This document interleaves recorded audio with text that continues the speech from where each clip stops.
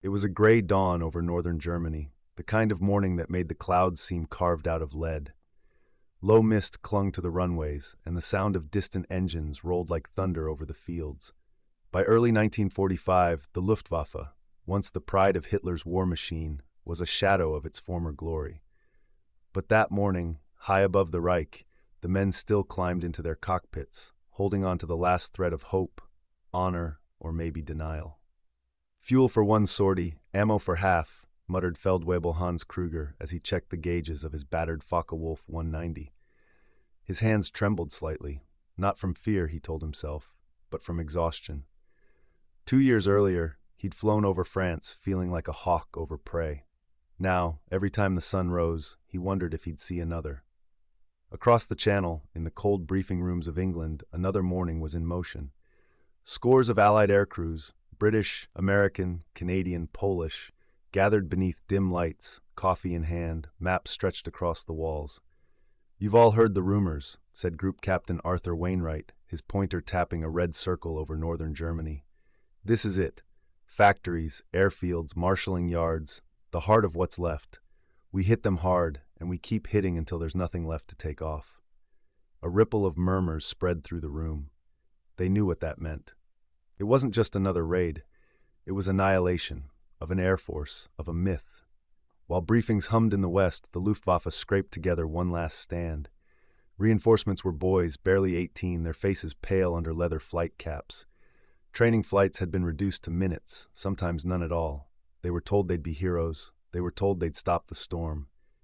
Inside, many knew, the war was already lost. Night faded into morning. Engines coughed to life at airfields across the Reich, Warburg, Paderborn, Hanover. Hans Kruger's mechanic gave a half-hearted salute, eyes hollow from sleepless nights. "Bring her back if you can," he said quietly. Hans just nodded. They both knew how unlikely that was. High overhead, contrails streaked across the pale sky. Hundreds of B-17 Flying Fortresses and B-24 Liberators lumbered eastward under the protection of sleek P-51 Mustangs, the aircraft that had rewritten the balance of the air war. The Mustang could go all the way to Berlin and back, escorting the bombers every mile. For the Luftwaffe, there was nowhere left to strike unseen. In the briefing Hans attended the night before, the squadron leader had spoken with grim determination. "Tomorrow we defend the fatherland, no matter the odds. Remember the glory days of the Jagdwaffe, Galland, Mulders, Marseille.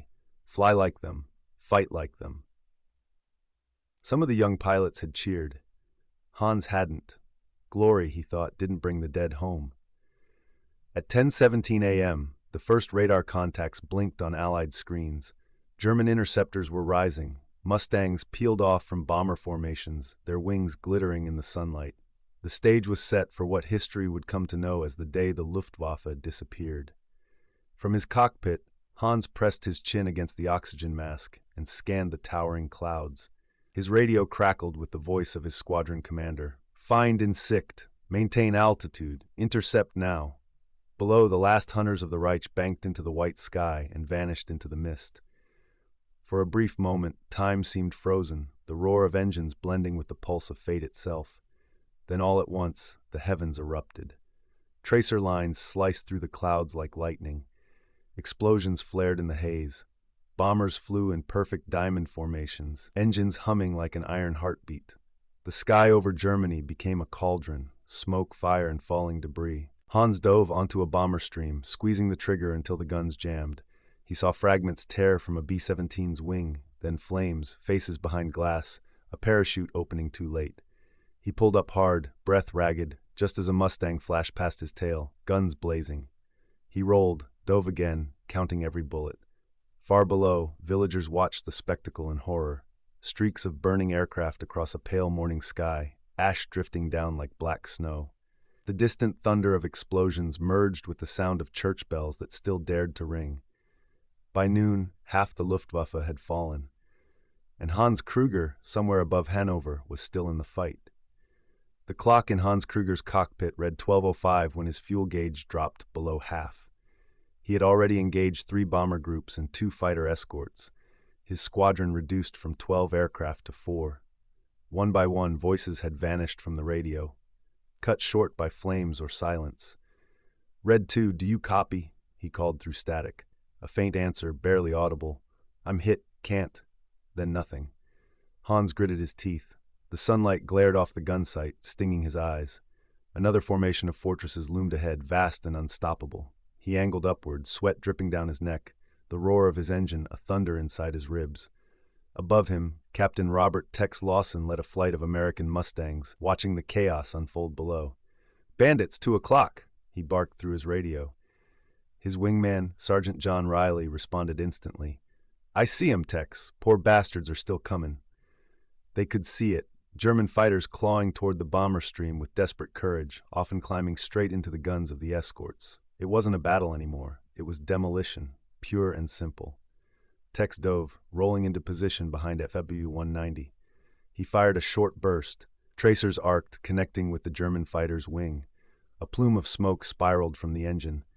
The enemy plane wobbled, then plummeted. Tex exhaled sharply. "That makes 3. God help the rest of 'em." Below, Hans coughed hard, the cockpit filling with black smoke. Warning lights blinked red. His left wing was hit.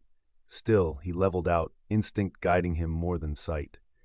Through the smog, he glimpsed another fighter, not German, streaking past his canopy. He fired reflexively, seeing sparks as shells scraped metal. No kill, just survival. For the bomber crews above, the scene was surreal. Inside one B-17 named Iron Maiden, First Lieutenant Bill Carter held the yoke steady. "Flak 3 o'clock, heavy," his co-pilot shouted. Bill nodded but kept his eyes ahead. He had seen too many men bail out, too many parachutes never open.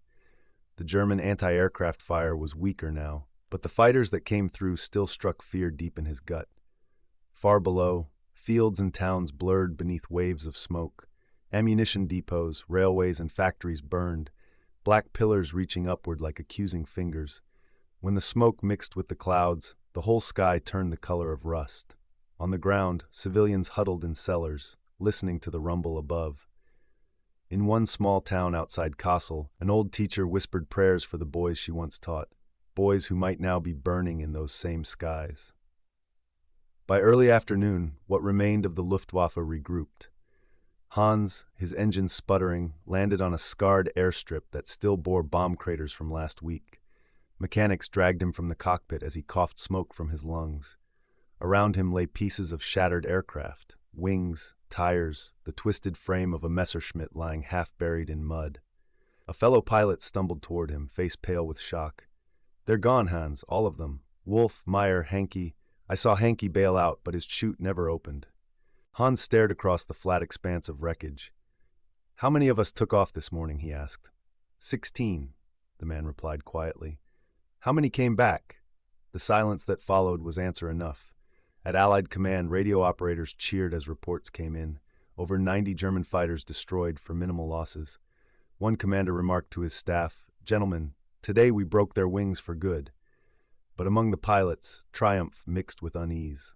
Tex Lawson looked down at the smoking landscape beneath his Mustang. "Hell," he muttered, "we came here to end a war. Feels like we're burying souls." As the sun dipped westward, the surviving Luftwaffe pilots prepared once more. Orders were still orders. Night missions, reconnaissance, anything that could still be flown. The Reich's Air Command refused to admit it was finished. Propaganda still played on radio. Every man a hero, every sortie a victory. Yet the truth hung heavy in the smoke-filled airfields and burned cities. The Luftwaffe's day was over. The great predator of Europe's skies had become the hunted.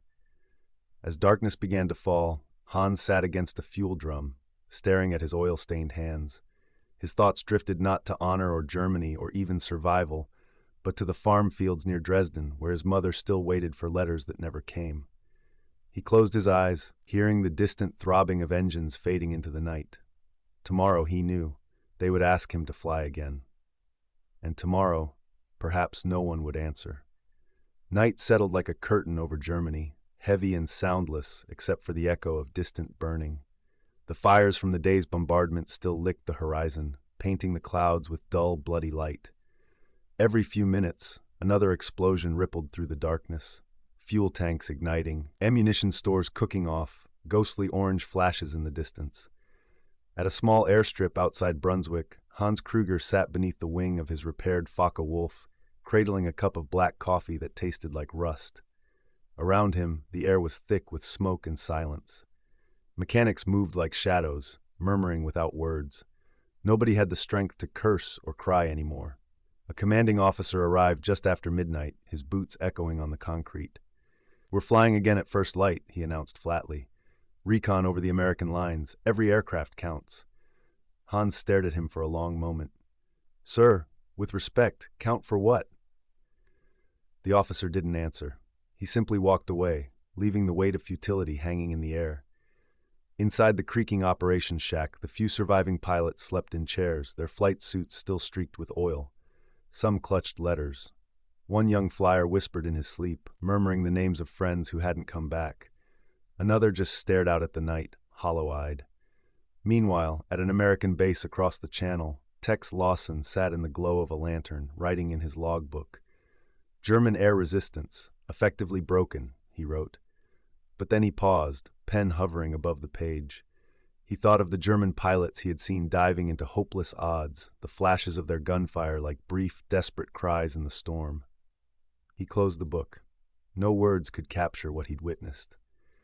By 3 a.m., the distant growl of engines stirred the quiet once more.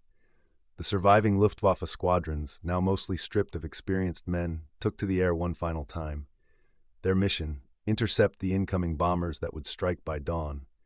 In the dark, they moved like ghosts, guided by radar blips and flickering instruments.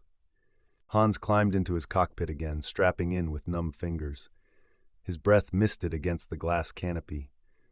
"For the fatherland," murmured the ground crewman who saluted him. But there was no conviction left in the words, only habit. The engine howled as he lifted off the shattered runway. Below him, columns of smoke from the previous day still drifted upward. Germany stretched beneath him like a graveyard, dotted with fires that refused to die. Up in the black sky, the first formation of Allied Pathfinder aircraft appeared, twin-engined Mosquitoes, their navigation lights flashing briefly before they vanished into cloud cover. They were marking the targets for the next wave: oil refineries, air bases, rail depots, the supply arteries of the Reich. Hans opened his radio. "Eagle 2 airborne. Any of you still hear me?" Static. Then a crackled voice. "Eagle 4 here. Yes, systems failing." And then silence again. He banked toward the radar returns, hoping, searching, though he didn't know for what. Redemption, maybe. Closure. When he finally saw the searchlights piercing the clouds, they looked like the fingers of some vast creature reaching into the heavens. Flak guns thundered below, tracers rising in orange staircases toward the stars. And through it all came the deep, unbroken hum. Hundreds of engines, the bombers returning. In that moment, Hans understood with crystal clarity, the war wasn't only lost on the ground. It had already been lost in the air, here, tonight, above the ruins of his homeland. He spotted shadows against the dawn, bombers sliding out of the east, escorted by fighters whose silhouettes gleamed against the first glow of sunrise. He pushed the throttle forward, diving into the light, setting course for destiny or destruction. Below him, the frail defense system of the Reich flickered. Night fighters struggling to climb, anti-aircraft guns desperately spraying the dark. It was chaos. Unorganized, uncoordinated, unending. Hans fired twice, once, twice again, and for a moment, just one moment, he hit his mark. A British Lancaster burst into fire, its wings shearing off as it spiraled downward. But as he climbed away, two Mustangs locked onto his tail. Bullets whined through his fuselage, instruments shattering. Oil sprayed across the canopy, blinding him. He pulled back hard, praying to feel lift, but the engine sputtered and stalled. The world tilted. The sky vanished. Gravity, unrelenting, dragged everything down. For a few eternal seconds he saw the earth rushing up, the patchwork fields, the glint of flame, the war reduced to motion and silence, and then nothing. Hours later, just after sunrise, rescue crews found the wreckage in a half-frozen river. The cockpit canopy was cracked open, the parachute unused. They covered what was left of him with a tattered flight jacket, the insignia still visible against the mud. In the west, the bombers returned home. The mission logged, enemy air response negligible. The Luftwaffe had finally disappeared. When the sun rose the following morning, there were no formations in the sky, no contrails. No roar of engines, no sirens, no scrambling crews, only the wind whistling through broken hangars, and the echo of what had once been a mighty force now swept away into smoke and memory. At the Brunswick airfield, the few who survived walked among twisted wreckage, their boots crunching on shattered glass and frozen earth. Mechanics stood quietly beside the burned frames of aircraft that would never fly again. Someone had scrawled in chalk across a hangar door, "Heute fliegt kein Adler mehr." No eagle flies today.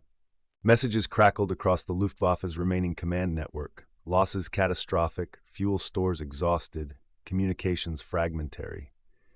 Many airbases had already been abandoned. Pilots who returned from scattered missions found no officers, no orders, only empty buildings and silence. General Galland, one of the few commanding officers who still dared to tell the truth, wrote in his report that day, "The German Air Force as an operational weapon no longer exists." No rhetoric, no slogans, just the blunt reality of a dream consumed by war. For men like Hans Kruger, there were no grand funerals. His name was added to a growing list pinned on a wooden board outside the operations shed, the ink already smudged by rain. Some of his comrades stared at it for a moment before turning away. Others simply couldn't bear to look. The war had taken so many that even grief had lost its shape. Meanwhile, across England, the pilots who had survived the onslaught returned to their bases in near silence. Tex Lawson and his squadron landed to cheers, but he didn't join in. As he stepped down from his Mustang, his hands still shook faintly from hours of combat. One young mechanic grinned. "You did it, sir. You finished them off for good." Tex looked up at the horizon, a gray, fading streak above the clouds. "Yeah," he said softly, "we finished them off." Then, after a pause, "But God help us if we ever forget what it took." The debriefings were efficient, cold, clinical. Enemy air opposition minimal, the reports read. Luftwaffe destroyed. But inside those lines were stories written in fear and fire, moments of courage that would never see a medal or memorial. When the American and British press released the news a few days later, they called it the day the Luftwaffe died. Most readers felt relief, a sign that victory was near, that the skies were finally safe. Yet behind every headline was the unseen truth. The death of the Luftwaffe wasn't just the end of an air force. It was the end of an era when man believed he could dominate the sky with sheer will and steel. Weeks passed and Germany crumbled from the air downward. Cities fell like dominoes, one after another. Cologne, Kassel, Dresden, Berlin itself, reduced to dust clouds and echoes. The survivors of the Jagdwaffe were folded into ground units, tank crews, even infantry. Some surrendered, others simply vanished into the forests, still wearing the wings on their tunics, as if unwilling to believe they no longer meant anything. In April 1945, when Hitler ranted in his bunker about miracle weapons and fighter revolutions, his remaining officers knew it was all fantasy. There were no pilots left to fly them, no fuel to start their engines, no Germany left to protect. The eagles of the Luftwaffe had been burned out of the sky, leaving only ghosts behind. Tex Lawson flew his final mission that same month. The war would soon be over. He wrote home that night, "The sky is empty now. No Messerschmitts, no Focke-Wulfs, not even smoke trails. Just quiet. And I never thought quiet could sound so sad." After May, the fields that had once roared with engines became meadows again. Children played among rusted fragments, unaware of the fierce battles once fought above their heads. Farmers plowed over runways that had once launched hundreds of young men toward glory and death. To the west, grave markers dotted the countryside, their stones carved with names from both sides: Johnson, Schmidt, Nowak, Riley, Kruger. Under the same earth they rested, no longer enemies, only sons of the same sky. And perhaps that was what the war in the air had always been, a contest of dreams that ended in silence. Today, if you stand in those same meadows, the wind still carries faint echoes of the past, the howl of engines, the cries of men who soared and fell. The day the Luftwaffe disappeared was not just the death of an army. It was the moment when humanity looked at the sky and realized how fragile its wings had always been. The silence above Germany remains, a silence won by fire, paid for in courage and grief, and remembered by those who once flew through its storm.